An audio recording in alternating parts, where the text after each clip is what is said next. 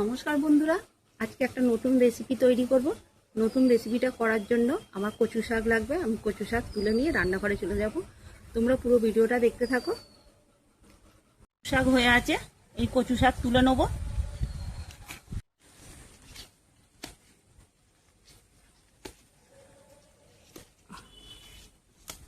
কচু গাছের পাতা আমার তোলা হয়ে গেছে, এবারে চলে যাব রান্নাঘরে। প্রথমে নিয়ে নিলাম 100 গ্রাম বেসন। এবারে দিয়ে দেবো গোটা জিরে। এবারে দিয়ে দেবো আদা রসুন। এবারে দিয়ে দেবো হলুদ। এবারে দিয়ে দেবো লঙ্কা গুঁড়ো। এবারে দিয়ে দেবো জিরে গুঁড়ো। এবারে দিয়ে দেবো সামান্য হিং। এবারে দিয়ে দেবো 1 চামচ লেবুর রস। এবারে দিয়ে দেবো স্বাদ মতো লবণ। এবারে জল দিয়ে এটা ভালোভাবে মেখে নেব। এখানে আমি কচু পাতাগুলোকে ঠিক এইরকম করে শিরগুলোকে কেটে নেব।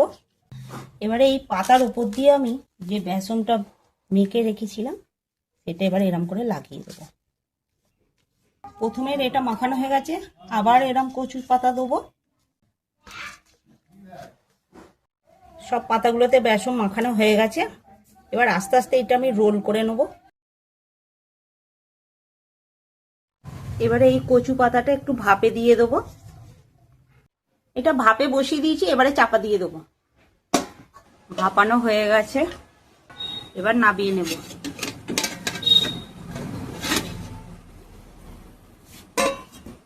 এবারে কেটে নেব।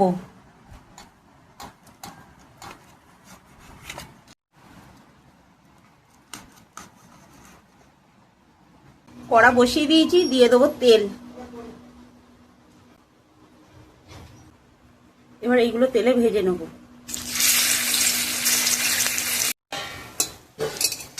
বড়াগুলো ভাজা হয়ে গেছে, এবারে তুলে নেব। ভিডিওটা কেমন হয়েছে অবশ্যই কমেন্ট করবেন, শেয়ার করে পাশে থাকবেন। টাটা।